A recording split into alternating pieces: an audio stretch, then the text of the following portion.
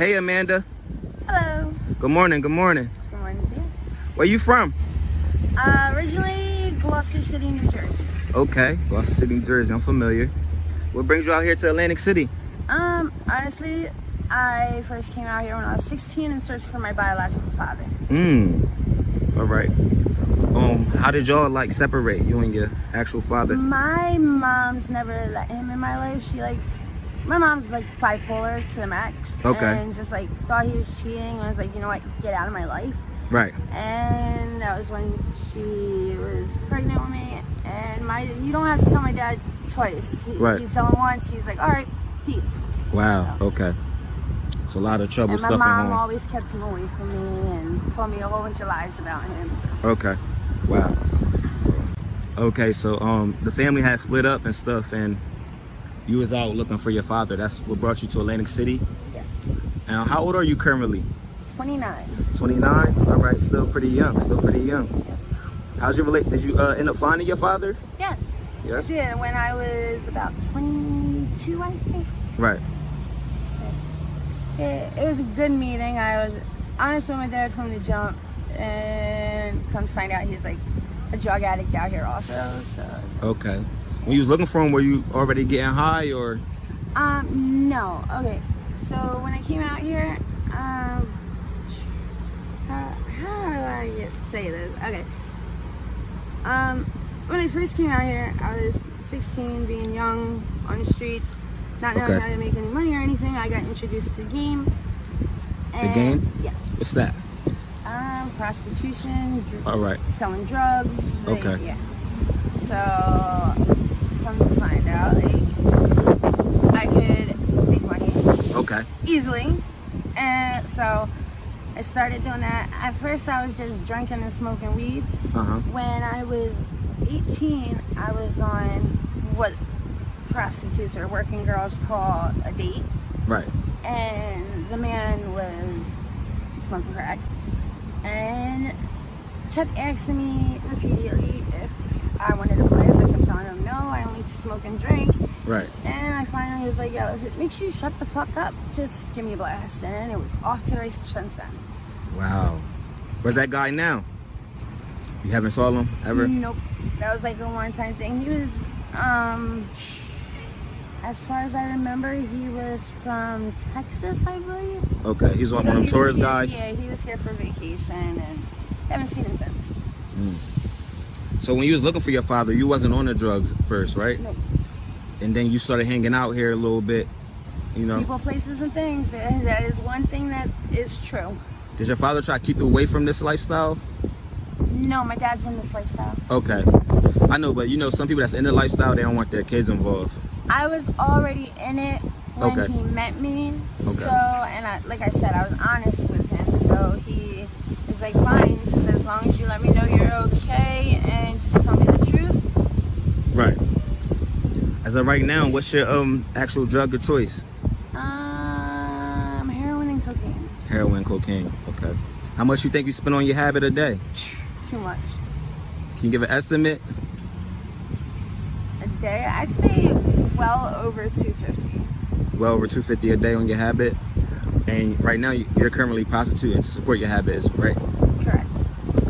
How much do you make doing dates and stuff? It all depends. Like, there's 3 different ways that we can make money. You can post up on the internet. Okay. You can walk the track, or you can scout the casinos. Okay. Is it dangerous? Is it scary? Very. Very? Very.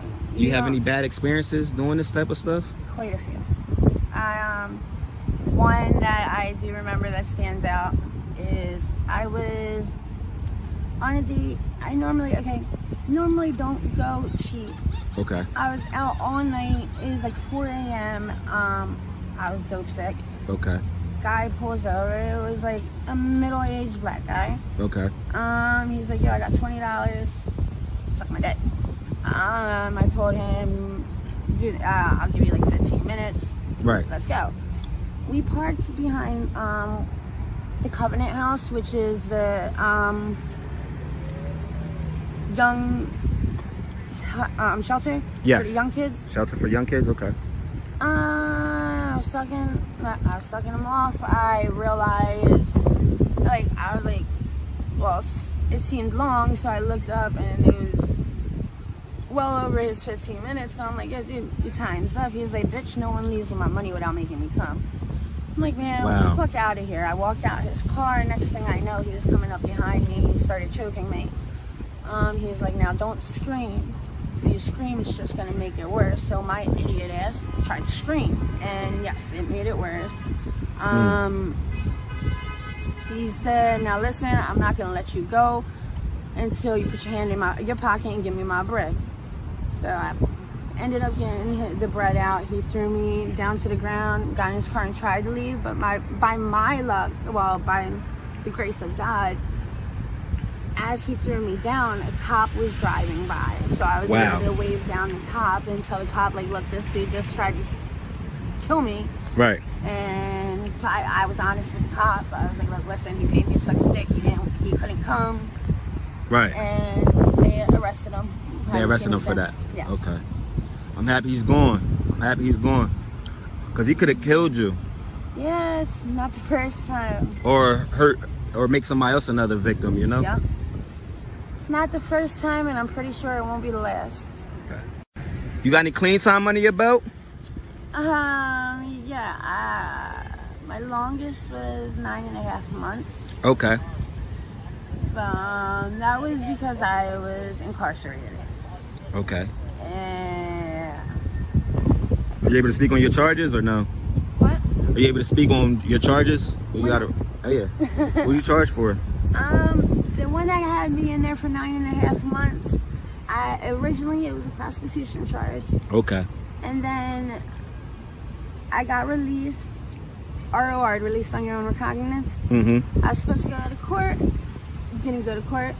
So then I got arrested for contempt of court. Wow. Then I got out on house arrest. Wow. And I got the bracelet. Wow. I was living in Brigantine at the time, and I don't know if anybody's familiar with Brigantine, but Brigantine, one way in, one way out. You can only be going through the bridge, out through the bridge. So when I left, I tried to like walk from where I lived to the bridge. I got like 2 blocks away from the bridge, and the cops were like, "Hey Amanda, you cut your bracelet." I said, yeah. Wow, you cut your bracelet? Did you go back to jail because of that? Yeah, I got escape. Wow. They count that as escape because you're technically it. Have you been in and out along like a lot or no? I've been to Atlantic County Jail 13 times. Atlantic County Jail 13 times. Yes. Wow. It's the worst jail in the world. They don't give a shit about you. They treat you like scum. Right. Are you currently homeless right now? Yes. Okay. How was that? Are you hotel hopping or are you like basically living outside type of thing? Or I like couch surf, like I'll stay with friends or Okay. like now when I'm working and shit, I'd rather make friends than clients. Okay. So like I'm a very sociable person. I talk to everybody. I'm try to be nice and fair to everybody. So Okay, we here, you know. All right, so you spoke on one of your tragedy situations that occurred when you was going on a date. I'm happy you're still here. By the grace of God, the police was there and they got him up out of here. What gave you the courage to continue to do that after that situation?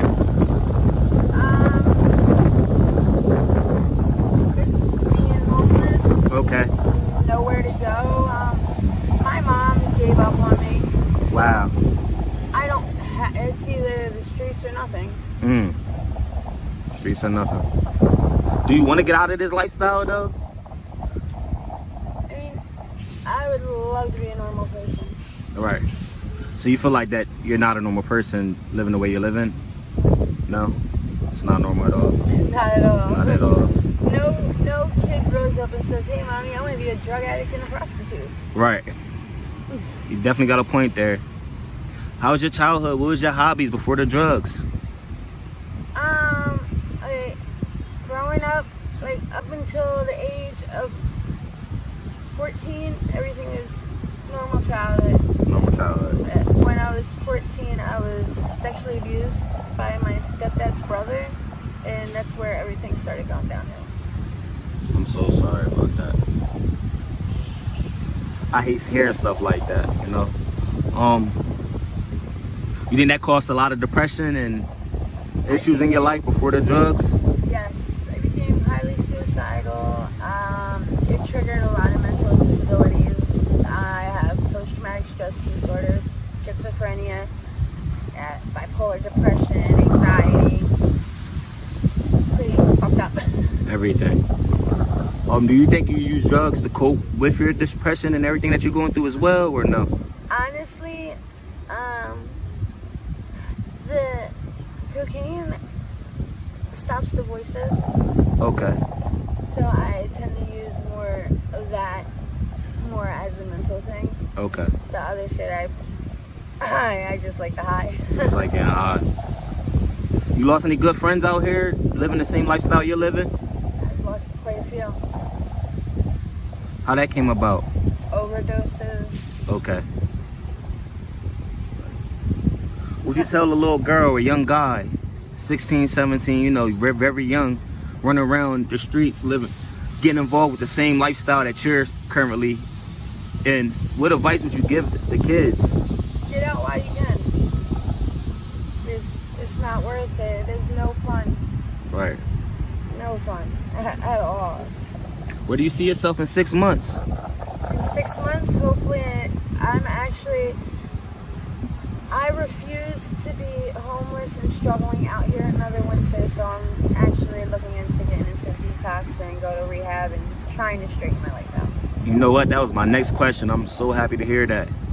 Maybe we can get a future interview to clean you, you know? Yeah. Off the drugs, you know? Definitely. But I want to thank you for your time. You've been a wonderful interviewee.